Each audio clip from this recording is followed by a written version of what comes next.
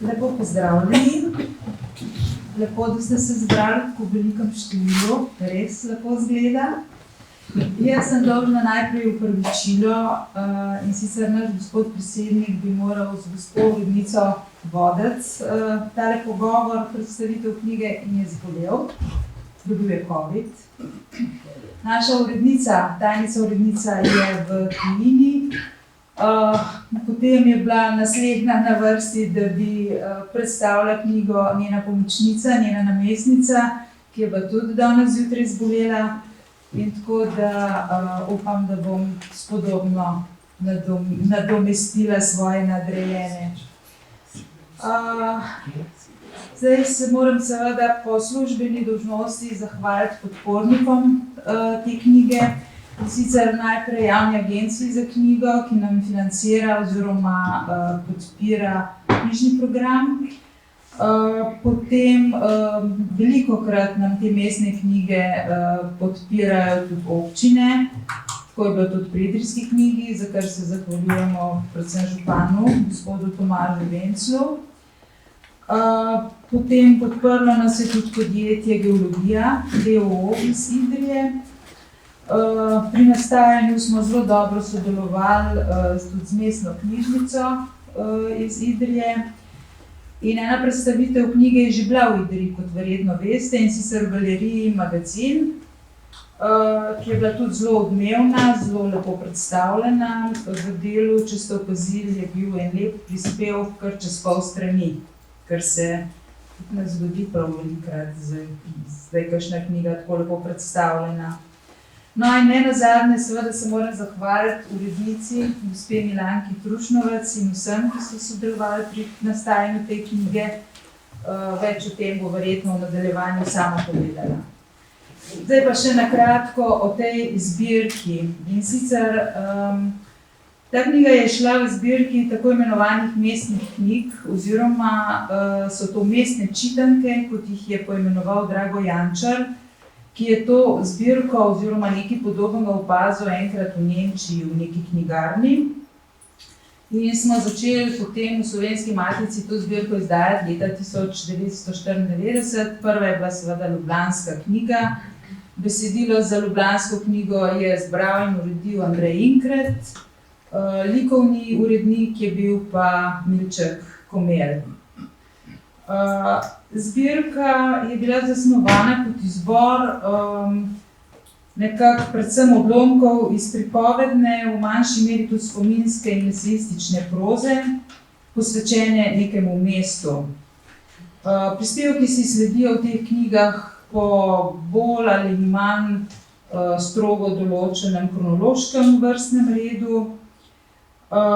No in pri vsaki knjigi se je seveda pokazalo, da je bilo teh besedil, tega materiala veliko več, kot je pa urednik na začetku mislil, da bo lahko zbral gradiva. No in to je potem tudi obsegi pri teh knjigah so bili zelo različni, nekatere so zelo debele.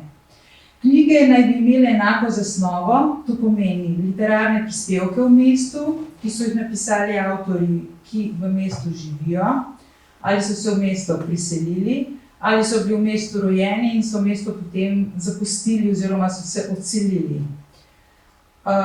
Vsakokratni izbor je seveda zamejen z besedili, ki morajo biti seveda vsaj prevedeni v slovenščino.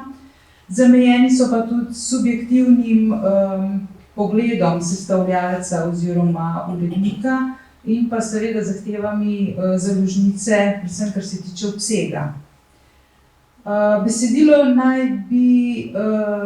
naj bi zadoščala dvem kriterijem, in sicer prvi je navezanost besedila na mesto. Gre za pričevanske zanimivosti, osebne zgodbe, osebne izkušnje. Drugi kriterij je pa literarni, po katerem naj bi besedila ustrezala nekemu vsaj fundamentalnemu estetskemu vrednostnemu standardu.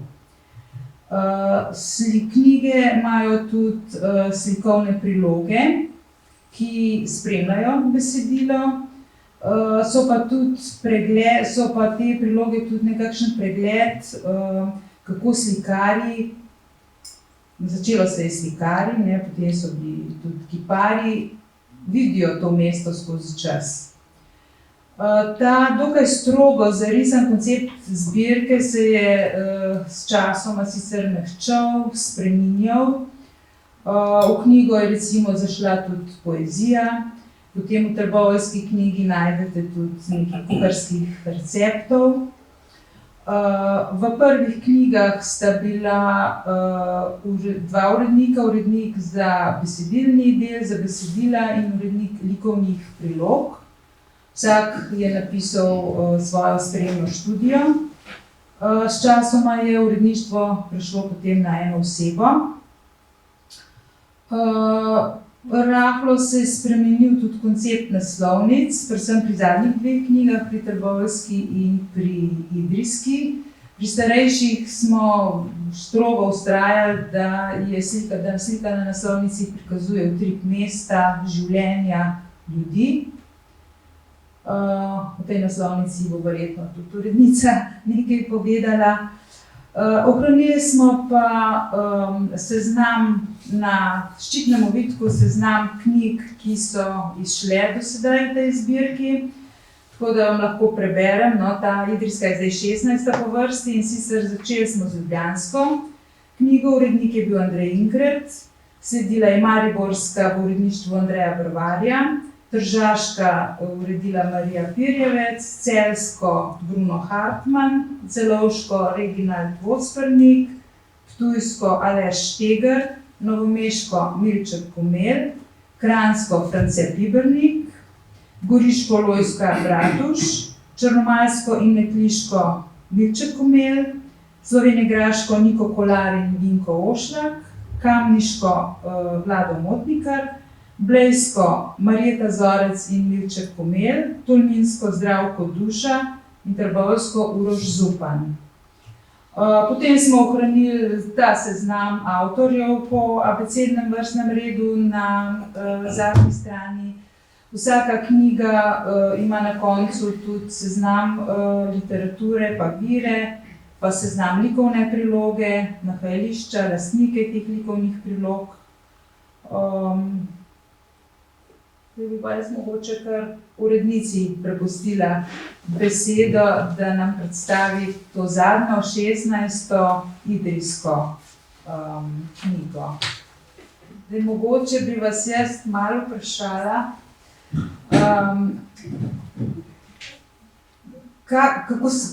ko ste začeli razmišljati o tej knjigi, kakšen koncept za izbiro besedil ste si, neko rdečo nit s prejšnjimi, ali ste želeli, da bi bila ta idrijska knjiga mogoče malo drugačna? No, jaz tudi najprej vse to lepo pozdravljam. Se vam zahvaljujem za obisk. Izjemno sem vesela, da je tukaj v tej dvorani Slovenske matice danes kar ena taka idrijska diaspora nastala. Se pravi, Idrijčanov, ki so pobegnili v Ljubljano ali pa kam drugam, pa bojo zmeraj povsod ostali Idrijčani. Vsaj mi jih imamo še zmeraj za našem. Pa Idrijčanov, ki so na začasnem delu, nekaj zunaj, pa prijateljev in znancev in predvsem tudi avtorjev, ki so vključeni bodisi z likovnimi deli ali pa z literarnimi deli v to našo knjigo. Skratka, lep pozdrav in hvala, da ste prišli. Kar se tiče koncepta idrijske knjige, seveda najprej smo dobili nekatere smernice prejšnjih mestnih knjig, vseeno pa se potem malo samo po sebi, malo pa načrtno izcimilo, da je idrijska knjiga drugačna. Sej drugače tudi ni moglo biti, ker Idrija je posebno mesto, oziroma sej vsako mesto je drugačno in tudi najbrž vsaka mestna knjiga ima svoj značaj, idrijska knjiga pa seveda še posebej čisto svojega.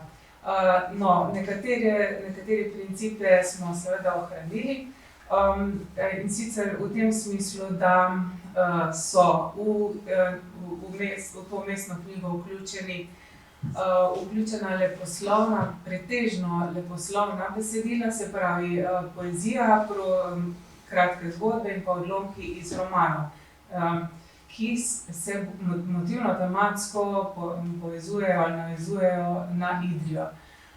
Avtorji teh besedil so bodisi Idrijčani, bodisi ne Idrijčani.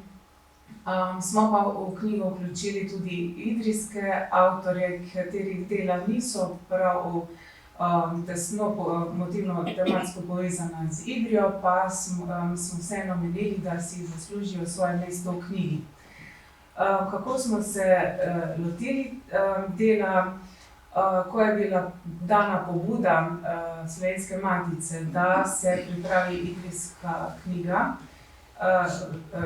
smo bili seveda navdušeni, počaščeni, sploh meni je bilo res veliko čast, ko ste prej naštevali prejšnje mestne knjige, kateri uredniki so jih urejali, je seveda velika čast biti v tej družbi. Me pa potem v naslednjem trenutku ta skoraj 530-letna idrijska zgodovina kar skoraj pogoltnila, bi rekla, in si nisem znala predstavljati, da bi se sama lotila res takega glomaznega dela.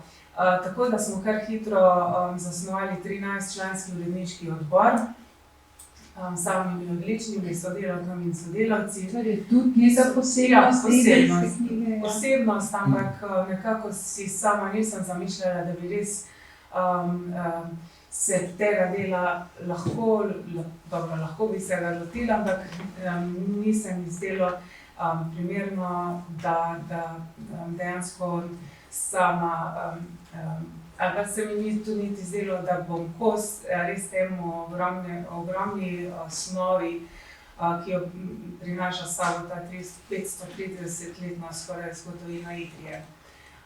In res vsi ti članice in člani uredniškega odbora so mi bili veliko pomoč. Nekako smo si razdelili področja po njihovih strokovnih afinitetah, ali pa po kakšnih drugih afinitetah, tako da so potem oni naredili neke sezname, neke širše izbore. Na koncu sem seveda ožji izbor v posvetu z njimi tudi naredila sama. Omenili ste že, da je vsak tak izbor subjektiven. Seveda, jaz sem to subjektivnost na ta način, da sem imela za sabo 13-članski uredniški odbor, sem do določene mere zmanjšala, vendar pa ostaja tam dejstvo, da to ni edini možni izbor, ni niti edini zveličavni izbor. Če bi se tega izbora lotil en drug urednik, bi bil lahko malo drugačen, zelo drugačen ali pa totalno drugačen. Tako da, ja, najbrž, da ima tudi nek moj pečat, mislim pa, da je vseeno verodostojen prikaz našega mesta skozi to pretežno leposlovna besedila, kot sem že rekla. So pa na začetku smo vrstili vseeno tudi nekaj zgodovinskih zapisov, ampak spet je bil narejen izbor, ker Idrija je zelo dobro zgodovinsko opisana in prikazana. Je pa potem mlajši zgodovinar Matevž Šlabnik naredil spet širši izbor zgodovinskih zapisov in potem smo svojega skupaj zožila, tako da tudi ti zgodovinski zapisi na začetku s čim bolj različnih zornih kotov prikazujejo Idrijo. Se pravi, ja, prav je, da je Idrija končno prikazana tudi z te umetniške plati, ker seveda tako zgodovinsko kot tehniško naravoslovna dediščina je bogata, tega ne zanikamo, je tudi zelo promovirana, poudarjena. Malo manj pa je bilo doslej govora prav o teh literarnih, likovnih in glasbenih umetniških delih, ki imajo pa tudi že častitljivo tradicijo. Tako nam mogoče za začetek. Ja, zanimivo je, poleg literarnih besedil, ste vpletli tudi pesmi, to nekaj knjig prej je že imelo tudi pesmi, notne zapise, potem Mordarska prisega je ena taka posebnost, kako to, da ste potem šli malo iz teh okvirov, recimo, niso bila samo literarna besedila. Tudi žlikrofe, nekaj o žlikrofih je bila. Ja, se pravi, prav je nekako navezali smo se na to rudarsko dediščino, seveda se Idrije brez rudnika ne bi bilo, niti dan danes je še marsikaj s tem povezano. Tako da, pa še zelo zanimivo sta se mi zdeli ti dve besedili, se pravi nekaj členov iz tega rudarskega reda, ki je bil takrat nekakšen zakon o delovnih razmerjih za rudarje in so zelo zanimivi, ker določajo, kakšne rudarje bodo zaposlovali, kako se morajo rudarji v rudniku obnašati, kakšen delovnik je. Tako da nekaj teh členov, teh najbolj zanimivih sem tudi izbrala. Drugo je pa ta rudarska prisega, kaj so morali rudarji priseči, da so bili sprejeti med rudarje, vse to je en kratek zapis, pa vendar na ta način smo se navezali na to našo knapovsko tradicijo, brez katere Idrije ne bi bilo.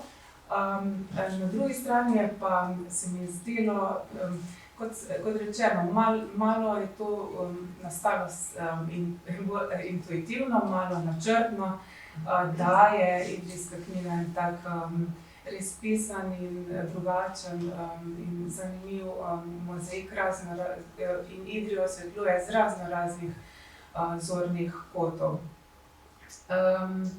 Omenili ste, se pravi, uglasbene pesmi, kar je posebnost, ampak tu se mi je spet zdelo, da ima Idrija eno tako dolgo glasbeno tradicijo, skoraj 360-letno godbo, pihalno godbo in tudi sodobne avtorje in ustvarjalce.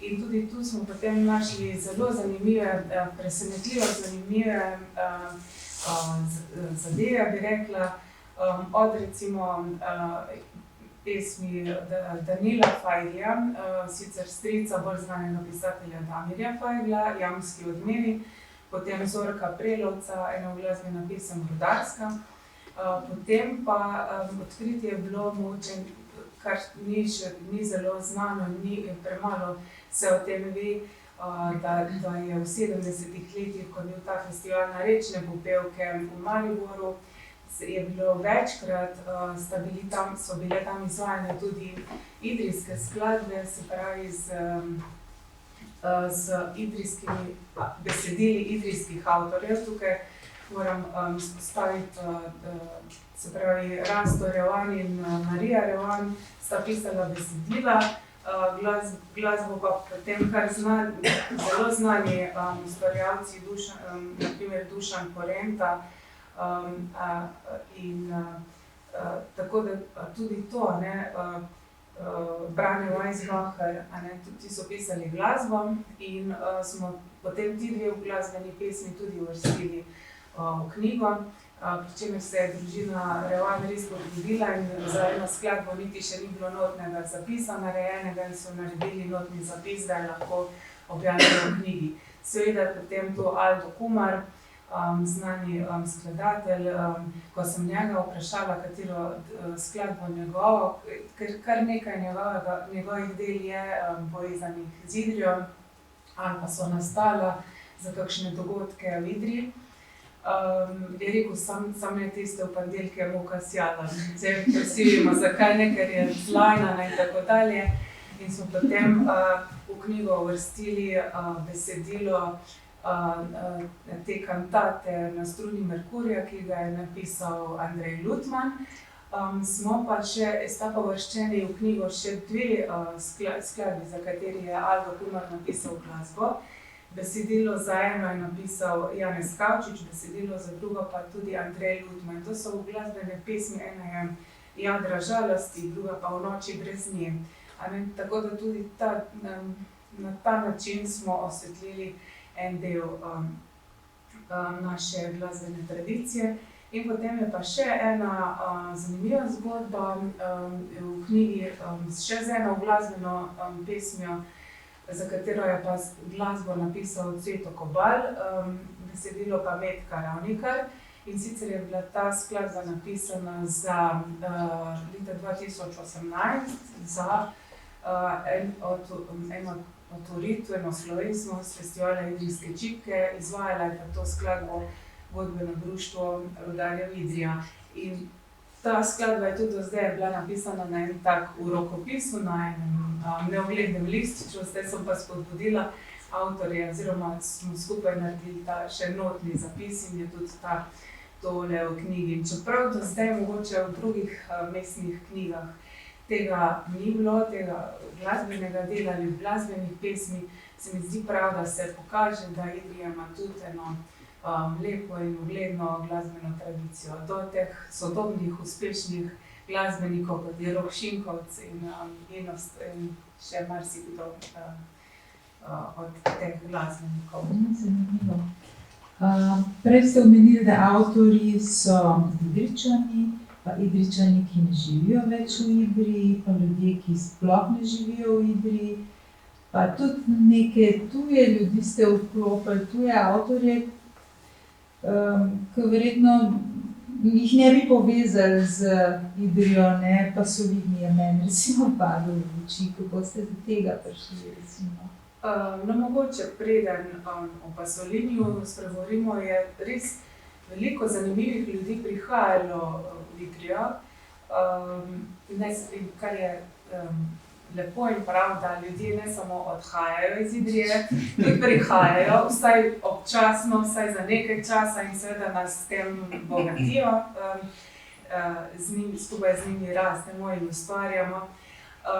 In recimo zanimivo je bilo, da je Franc Aleški Finžgar eno leto kaplanoval v Idriji in na to eno leto življenja je res kar to obsežno poglavje v spominih leta mojega življenja zapisal, tako da to smo tudi uvrstili v knjigo. Ali pa recimo France Bevk, naprimer, ki ni idrijski avtor, je živel in deloval oziroma je bil rojen na Cerkljanskem, potem deloval na Tolminsko-Goriškem, ampak nekako se nam je zdelo, da vendar moramo najti tudi kaj idrijskega in smo našli eno legendo med legendami njegovimi, tako da to sem tudi zelo vesela. Ali pa recimo od sodobnih avtorjev, odvetnik dr. Peter Čeferin je tudi eno leto sodniškega pripravništva upravljal na Idrijskem sodišču in na to eno leto imam zelo zanimive spomine. Jih je zabeležil v tej biografiji, ki je napisal Tadej Golob, Nespodobni odvetnik, tako da to poglavje smo uvrstili v knjigo. Potem nas je pa opozoril še na enega svojega davnega prednika, Luko Čeferina, ki je bil znan, po dober nekaj let živel in v Idriji deloval, poslikal kar nekaj cerkva na Idrijskem, tudi umrl v Idriji, no in potem smo še to poglavje o Luki Čeferinu uvrstili v knjigo, ki je bil sicer podobar, ampak je tudi šel na Dunaj, na likovno akademijo se izobraževati, skratka bil je v tistem času kar pomemben ustvarjalec. No, zgodba Pier Pavla Pasolinija je posebna. Sicer, če bi Pier Pavlo Pasolini je eno leto svojega otroštva preživel v Idriji, to je bilo leta 1930-31, ker so bili po sili razmer, oče je bil nek vojaški čin je imel in so prišli po tej liniji v Idrijo in je Pier Pavlo Pasolini obiskal eno leto osnovno šolo v Idriji. Če bi to bilo v kakšnem drugem kraju, bi že zdavnaj naredili drugačno zgodbo iz tega in še marsikaj dodali. No, mi pa vseeno zdaj počasi to odkrivamo oziroma promoviramo, pa ne da bi, ker nekdo bi tudi rekel, kaj se je tisto eno leto, ko je bil star 8 ali 9 let, kaj pa človeku od tega ostane, pa kaj se zdaj mi s tem hvalimo. Ampak se dejansko so drobci v njegovih literaturi, ki kaže na to, da mu je ostalo v spominu. Tako da ena pesem je prav posvečena pesem V jutru se stopi, ki jo prevedel profesor Tomaž Pavšič, je prav posvečena Idriji, reki Idri, je omenjena tudi reka Idrica noter. Potem še ena druga pesem Jezik, je sicer samo en vers, ki Idrijo povezuje z nedišečimi vijolicami, kar nam ni ravno v veselje in čast. No, potem je pa še odlomek iz romana Amado Mio, je pa tudi, pa kaže en tak, se pravi, kako se je potem njemu to nek tak sansko-spominski odlomek teh njegovih res nekaj domišljenj, nekaj spominov, ampak kako se je živo nekako spominja tistega enega leta preživetega v Idriji.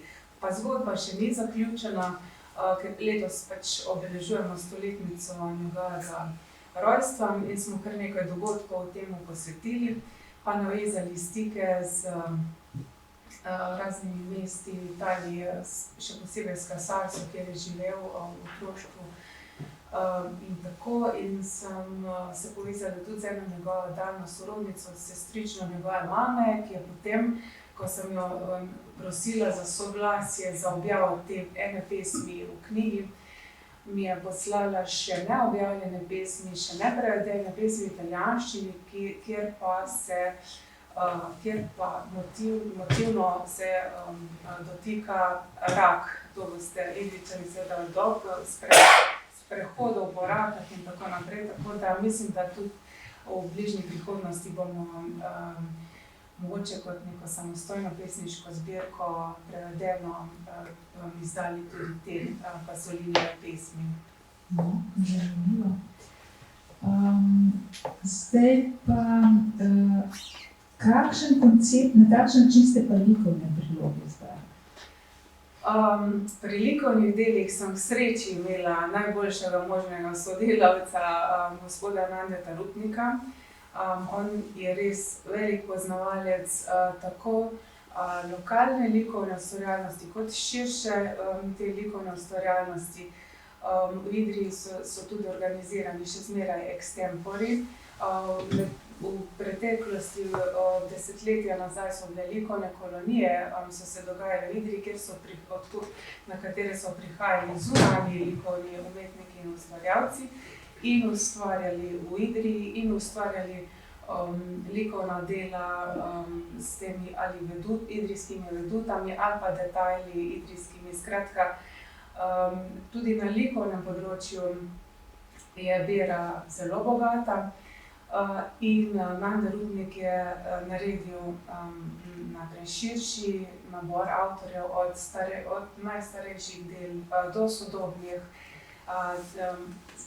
In potem pa so nekako skupaj zožila se na 32, omejeni smo bili na 32 likovnih prilog in to,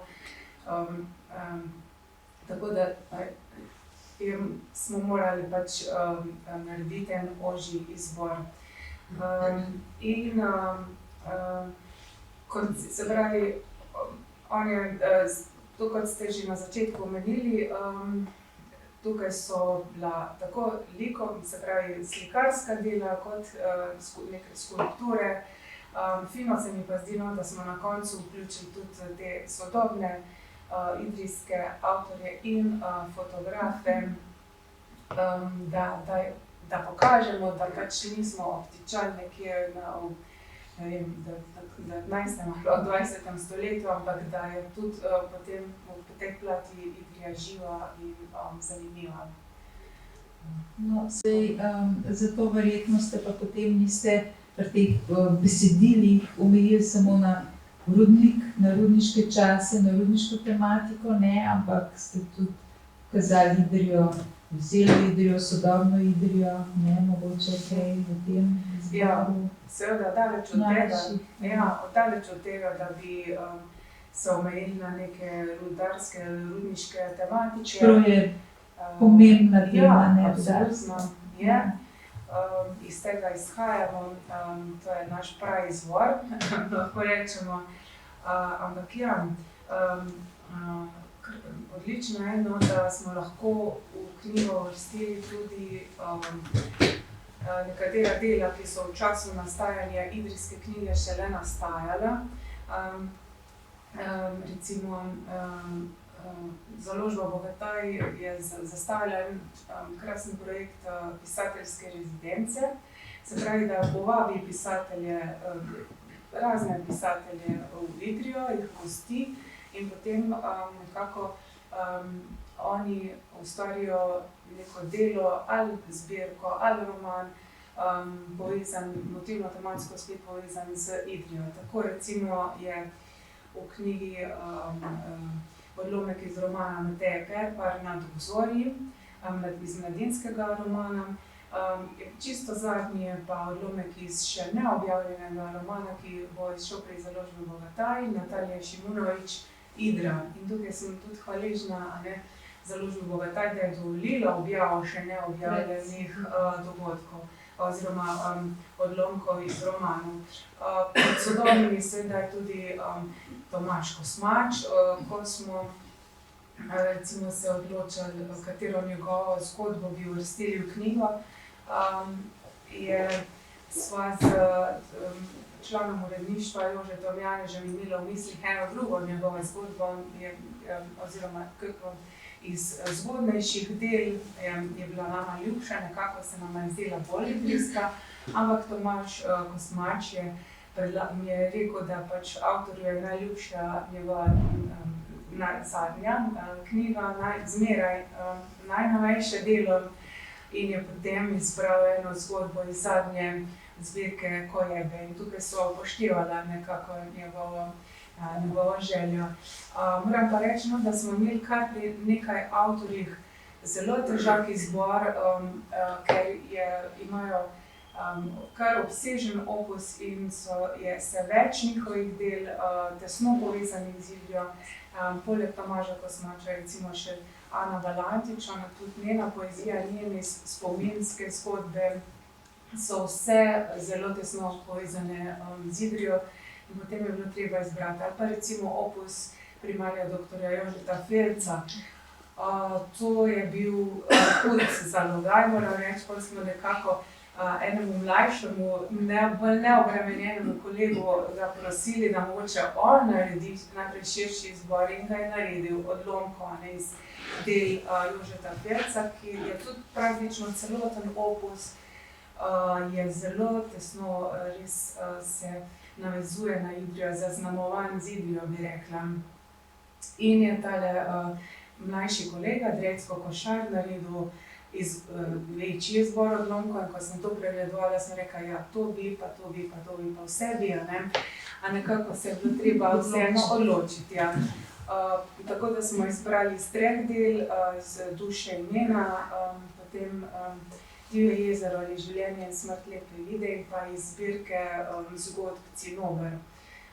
In ko sem potem gospe Alenki Felc-Heferle Straho spoštovanjem poslala svoj mogoče končni predlog, in ko ga je potrdila, se mi je res kar velik kamen odvalil od srca, ker je soglašala s tem izborom. Tako da ja, so mlajši avtorji in še nastajajoča dela, in tudi to kaže na to, da to seveda ni zaključeno. Ko bo tale naklada razprodana in bomo delali po natis, bomo gotovo uvrstili še druga dela, še obogatili, gotovo ne bo zmanjkalo, in to ni zaključena zgodba. No, mimogrede, en med, danes lahko kupite knjige s popustom pri kolegici, to je zdaj pripomba, da bo knjiga razprodana. Zdaj pa eno tako, mogoče malo provokativno vprašanje. Kakšne težave ste pravzaprav imeli, pa ste mogoče kaj obvladovali pri sestavljanju te knjige, pri zbiranju materialov? Ni bilo. Nobenih težav. Ne, v bistvu tako na začetku, ko smo se z uredniškim odborom sestali prvič in drugič, potem se nismo več sestali, smo odlično delovali tudi nadaljavo in tako nas je bilo, se mi zdi, da smo bili malo zaskrbljeni, če bomo sploh nabrali dovolj gradiva za za eno tako knjigo, ampak So potem težave pri vsaki knjigi, Ja, potem je pa tega potem pa preveč. nas je res presenetilo, kaj vse smo izbrskali, kar še so se pojavljale nove stvari. Drugače pa, ne vem, drugih težav pa nekako ni bilo. Vsaj ne mislim. Zdaj bi pa še prišla naslovnica. Že prej sem rekla, da je majčken iz koncepta vstaviteljskih knjig, kjer smo pač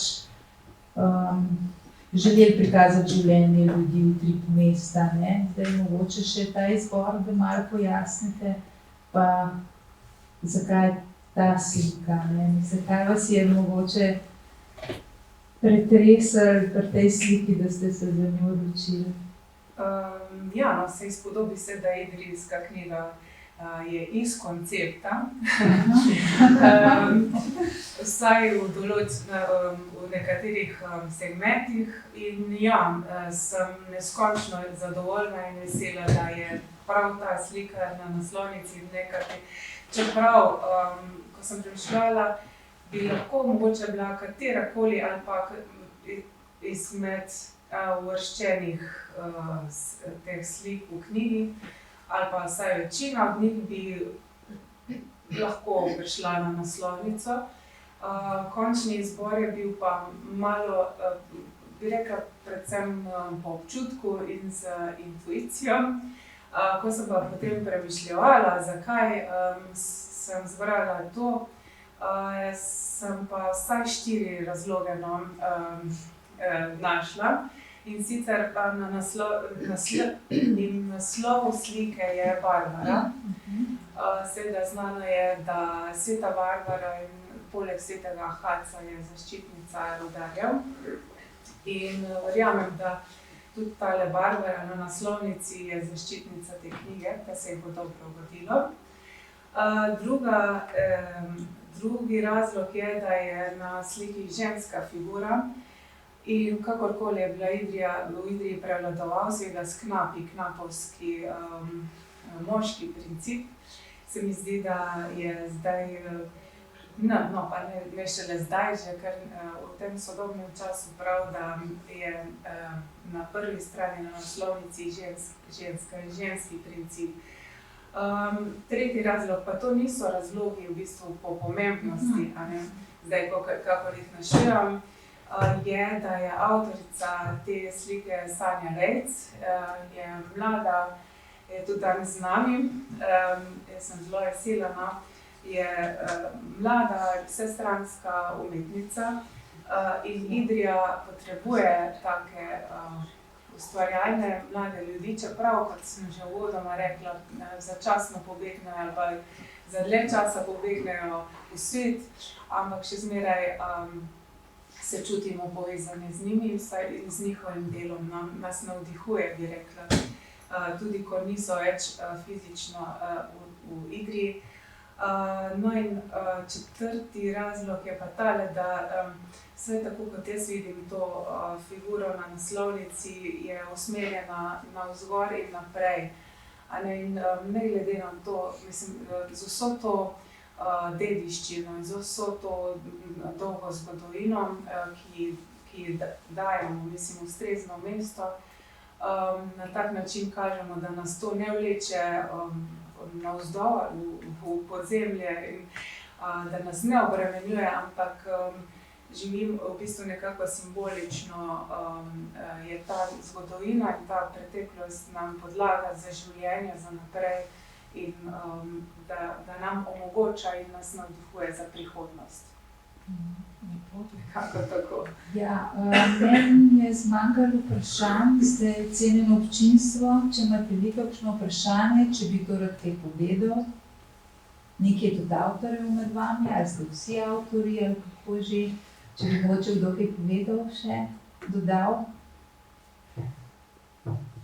Mogoče jaz bi samo še zahvala, ker vi ste začeli z zahvalami občini in sponzorjem. Jaz pa v Idriji nisem imela priložnosti, no, na tem mestu bi se pa res zahvalila ekipi Slovenske matice tudi. Namreč že to, da je dala Slovenska matica pobudo za idrijsko knjigo, je prav in je na mestu, čeprav nas je prehitela po rudarskih mestih Trboveljska knjiga, ampak dobro, smo zadovoljni tudi z drugim mestom. Sicer pa res ekipa tukaj, urednica oziroma urednica je bila, ali nadurednica je bila Miljana Cunta. Z njo so imeli res dolge, pestre, zanimive debate, ne toliko z vsebinskega vidika, ampak z vseh drugih vidikov. Miljana je po moje idrijsko knjigo prebrala večkrat kot jaz, vsaj kasneje, ko je bilo gradivo zbrano. In jo je delo za to idrijsko knjigo res tako navdušilo, da je rekla, da že premišljuje, da bi se lotila knjige o svojem kraju, se pravi iz Vipavske knjige, in upam, da bo to tudi uresničila. Potem je bilo tu še to strogo in odgovorno oko Carike Snorjeve Bovšek, pa lektorica Kristina Sluga. Zelo so se vse potrudile pri branju besedil. Nekako v teh površnih časih nismo več navajeni, da je nekomu pomembno, a je veza, a je pomišljaj, a je nekje vejca ali je pa ni, ali pa ne vem, kako se deli beseda na koncu vrstice. In je bilo res zadovoljstvo in uteho, da je to še pomembno, čeprav ni nad vsebino, ampak pomemben del tega. Pa oblikovalka Barbara Bogataj-Kokelj in pa, ne vem, nekje nad vsem tem je pa bedel dobri duh dr. Aleša Gabriča. Tako da hvala res tudi ekipi Slovenske matice. Kaj še to lahko povem, da zdaj načrtujemo, mislim, da bo naslednja Kočevska, potem pa o konjiški knjigi, Slovenske konjice. Mislim, da nekako v to smer gremo. Janez je povedal.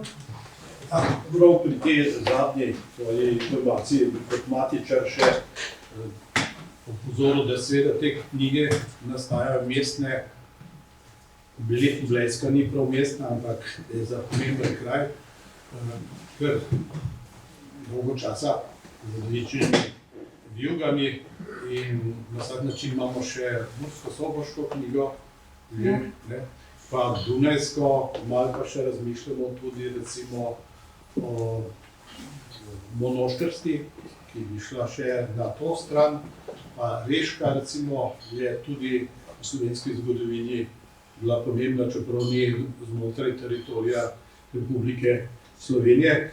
In kot je ta idrijska kar nekaj časa bila v obravnavi, se spomnim, in opozorim, da smo v tem času praktično paralelno pa uspeli pripraviti prevod Valentiničeve knjige o rudarstvu, ki je tudi pri matici še na voljo.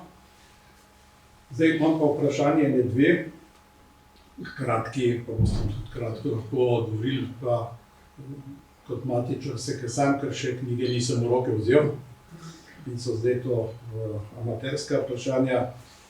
Seveda, poleg rudnika in z njim povezanega naravoslovja, tehnike in tudi zdravstva, recimo znanega, je še zame, tako rekoč sinonim za Idrijo, neka posebnost realka idrijska.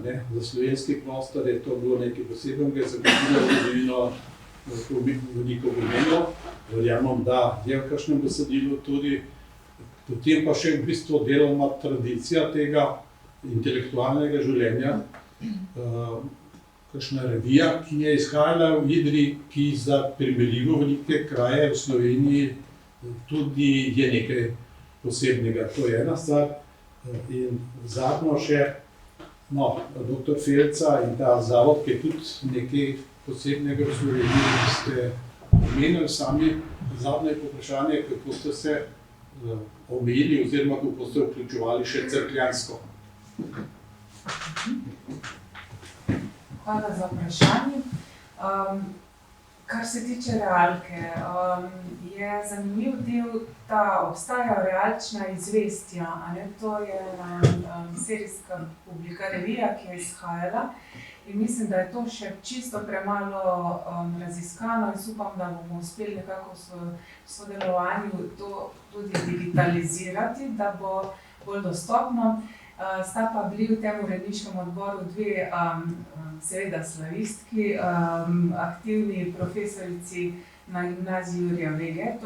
To je, ponašamo se z nazivom Prva slovenska realka, ne glede na vse. In profesorica Romana Kokošar se je zakopala v ta realčna izvestja in odkrila v bistvu zelo zanimive zapise, ki jih sicer nismo uvrstili v knjigo. Naprimer, eden je bil povezan s filmskim gledališčem Idrija, ki je tudi zelo pomembna inštitucija v Idriji. Pa tisto bomo najbrž ob kakšni drugi priložnosti še uporabili. No, po naključju praktično smo pa našli Engelberta Gantla, to je bil pesnik, pisatelj, esejist, dramatik, kritik, urednik in prosvetni delavec, ki je kot mlad učitelj na začetku 20. stoletja služboval na idrijski gimnaziji. In zaradi njega, pa tudi sicer so bila pregledana ta realčna izvestja, ampak kot rečeno, iz samih izvesti potem nismo uvrstili v knjigo ničesar. Od Engelberta Gantla sem pa v arhivu knjižnice našla eno pesniško zbirko in eno njegovih pesmi, Moje obzorje, in eno v njej pesem Strojnik HB, in to je šlo naravnost v idrijsko knjigo. Potem je pa še profesorica, upokojena profesorica Lidija Klein-Dienz dodala še njegovo še neobjavljeno pesem Idrijska čipkarica. Tako da na tak način tudi je zastopana naša realka v knjigi. Potem seveda omenili ste časopis oziroma revijo. Mislim, da če se ne motim, imate v mislih Idrijske kaplje, ki so izhajale v letih 1966 do 1972. In ja, pregledala sem, sicer leta 2016 smo imeli v knjižnici simpozij posvečen 60-letnici začetka izhajanja idrijskih kapelj. Že takratno, pa tudi potem za te priložnosti sem pregledala, vsaj preletela vse te številke idrijskih kapelj in v bistvu v idrijskih kapljah so objavljali razni kasneje uveljavljeni pesniki. Iskala sem pa neko besedilo ali idrijskega avtorja, tudi dr. Jože Felc pa Vinko Cuderman so objavljali v idrijskih kapljah, ampak bolj taka družbeno-kritična besedila, poezijo, prozo. Sem pa potem uvrstila v knjigo 3 pesmi Emila Miklavčiča, prav iz idrijskih kapelj, ki se mi zdele zelo kakovostne in zanimive. Še zadnje vprašanje. Cerkljanske. Ne, cerkljanske pa ne. V bistvu smo se omejili na Idrijo. Cerkljanska si pač zasluži svojo knjigo. Tako da sama sem Idrijčanka in se ne čutim dovolj suverena, da bi preveč površno začela brskati po cerkljanskih zadevah. Tako da mislim pa, da zadovoljna sem bila, kot sem rekla, da sem nekaj belka ukradla za idrijsko knjigo, ampak cerkljanska, kot rečeno, mislim, da boj zasluži svojo. Še kdo mogoče? Jaz bi rada izrazila navdušenje najprej nad gospodom Dragom Jančarjem, ki je mimogrede tudi sodeloval s kapljami in za njegovo idejo, ki jo je prenesel samo v Slovenijo, čestitala Slovenski matici, da je to idejo realizirala, ker je to velik projekt in ni enostaven. Rada bi pa izrekla tudi veliko zahvalo in pohvalo gospe Milanki Trušnovec, ker vem, da je v to vložila veliko truda in mislim, da ste imeli izjemno srečno roko pri izbiri urednice, zato ker ona s to svojo pozitivno osebnostjo in izjemnim znanjem in sposobnostjo, mislim, da je to res opravlja to delo izjemno dobro. Tako da res čestitke in zahvala.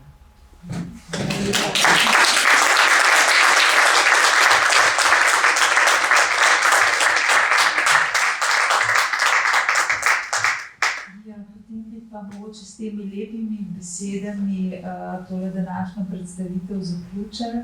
Res še enkrat hvala lepa, da ste se udeležili v tako lepem številu. Pa kakšno dobro besedo povejte, da bo kdo kupil knjigo. Hvala.